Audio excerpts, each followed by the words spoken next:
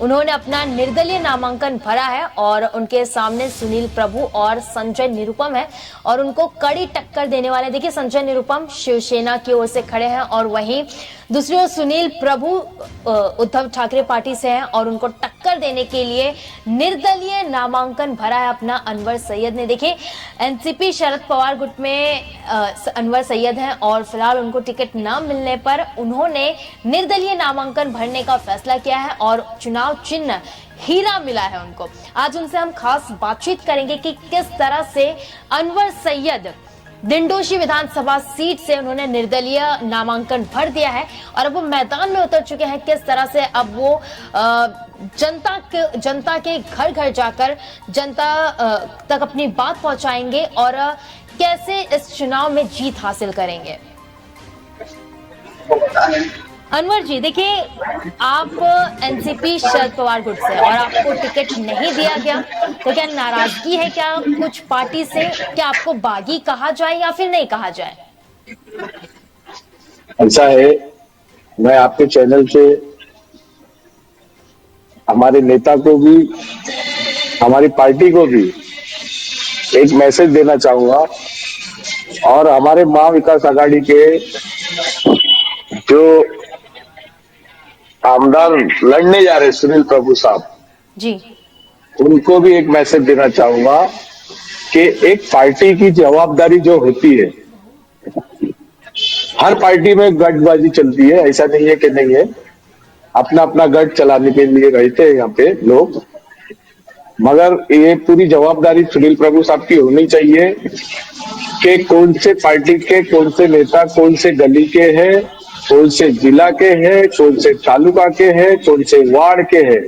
ये जो भी उम्मीदवार आता है उनको ये चीज की मालूमात होनी चाहिए। ये नहीं कि एक ही नेता को पकड़ो और तो उनके। आपको क्या लगता है कि सर सुनील प्रभु को टिकट देकर ये गलत फैसला लिया गया है? गलत ही है ना, जब उनको हमारे कार्यकर्ताओं के बारे में नहीं मालूम है, राष्ट्रवादी के कार्यकर्ताओं के बारे में नहीं मालूम है, तो फिर उनको सिर्फ अपने शिवसेना के कार्यकर्ता पता है। आज महा विकास आघाड़ी के इतने जिम्मेदार नेता लोग हैं दिंडोशी विधानसभा में। मैं 2017 में राष्ट्रवादी कांग्रेस पार्टी से नगर सेवक का वार्ड नंबर 41 से मैं इलेक्शन लड़ चुका हूं, तो उतनी उनको जानकारी नहीं है। मेरे को 1900 वोट आए थे, तो उनको इतनी जानकारी नहीं है कि मतलब किसको बोलना चाहिए, तो सर आपको किससे क्या मिलना लगता है चाहिए कि कौन मजबूत है? आप मजबूत है नजर आते हैं या फिर सुनील प्रभु? आपको क्या लगता है? दिंडोशी विधानसभा में तो अभी वक्त बताएगा कौन कितना मजबूत है।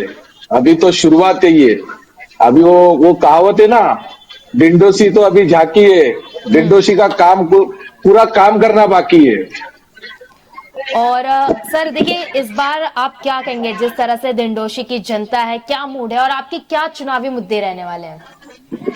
चुनाव मुद्दे ऐसे है कि बहुत जगह मैंने अभी सर्वे किया, घुमा, लोगों के साथ गया, लोग जनता मुझे हमारे सब जगह लेके गए, बताए किधर पानी की समस्या है, किधर रोड की समस्या है, किधर लाइट की समस्या है। लाइट की समस्या तो अभी कॉमन हो गई है, लोग इतना परेशान है वो लाइट बिल से कि उसकी कोई मतलब लिमिट ही नहीं है। और रह गई बात, अभी कुछ जो बिल्डर लोगों ने जैसे बिल्डिंग एग्रीमेंट करा लिए लोगों से, मगर कहीं ना कहीं उनको इतनी तकलीफ हो रही है, वो खुद का घर रह के उनके पास घर नहीं है, ऐसे हालात बना दिए बिल्डर लोग ने। सर आपको देखिए, आपको हीरे का चिन्ह मिला है और कैसे अपने इस चिन्ह को आप घर घर जनता तक पहुंचाएंगे? मैं काफी पॉलिटिक्स में काफी टाइम हो गया है। मैं राष्ट्रवादी कांग्रेस पार्टी का फाउंडर मेंबर रह चुका हूँ, 99 से पार्टी में जुड़ा हूँ। मैं आज तक कोई पार्टी में दल बदलूगिरी नहीं किया हूँ, ना मेरे को जाना है।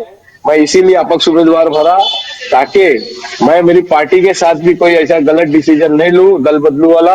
नहीं तो मुझे बहुत पार्टी से ऑफर था, नहीं तो मैं बता नहीं सकता हूँ आपको। वापस पार्टी में जाएंगे सर? अगर आप चुनाव दिंडोशी विधानसभा से चुनाव आप जीतते हैं तो क्या वापस पार्टी में आप जाएंगे? अब वो जनता का फैसला है, जनता जो फैसला लेगी मैं वो पार्टी में जाऊंगा, नहीं तो अपक्ष उम्मीदवार बोल के यहाँ पे जब लड़ रहा हूँ। मेरी इच्छा अभी मैं नहीं बता सकता हूँ, मैं लोगों के लिए आया हूँ, लोग जैसा फैसला करेंगे वो हिसाब से मैं चलने वाला हूँ। और सर, आप क्या महायुति के फायदे के लिए इस चुनाव में खड़े हैं या फिर महाविकास अघाड़ी के नुकसान के लिए? अब वो फायदा नुकसान अपनी अपनी पार्टी देखे। मैं एक अपक्ष उम्मीदवार हूँ। मैं एक अपक्ष उम्मीदवार के रूप से डिंडोरी विधानसभा में लड़ने जा रहा हूँ। मैं अपने लोगों का, अपनी जनता का जो फायदा हो सकता है वही देखूंगा। कोई पक्ष से मेरे को कोई मतलब नहीं है, ना वो महाविकास आघाड़ी हो या फिर और कोई पार्टी हो। महायुति की ओर से भी कैंडिडेट उतार दिया गया है और महाविकास अघाड़ी की ओर से भी उतार दिया और आपने निर्दलीय नामांकन भरा है, तो क्या आप वाकई में चुनाव के लिए खड़े हैं या फिर आप वोट काटना चाहते हैं? मैं वाकई में चुनाव के लिए खड़ा हूँ। मेरे समाज के लोग, बहुत ज्यादा लोगों ने मुझे बोला है कि बाबा अनवर आप खड़ो, आप ऐसे मालूमात है आपको, काफी टाइम से पॉलिटिक्स में हो, सोशल एक्टिविटी पे बहुत अच्छा काम करते हो, है ना। और भी कुछ मेरे जो जिम्मेदार जो दोस्त है, भाई है, जिसके साथ मैं काम करता हूँ, जिसके साथ मैं बिजनेस करता हूँ, और बहुत सारे लोगों ने मुझे बोला है। अच्छा खासा लोगों का मुझे सपोर्ट भी है। जी ठीक है सर, आप जनता के बीच में इतना रहते हैं तो मैं आपसे एक कंपैरिजन केवल पूछना चाहूंगी कि आपको क्या लगता है कि आप सुनील प्रभु को हरा पाएंगे या फिर संजय निरुपम, दोनों में से किसी एक को कड़ी टक्कर दे पाएंगे? जनता क्या आपको चुनकर लाएगी? आपको इतना भरोसा है? भरोसा तो पूरा है जी। अभी 19 पहलवान जब मैदान में उतरे, कोई तो एक पहलवान जीत के आएगा ना ये मैदान से। बिल्कुल।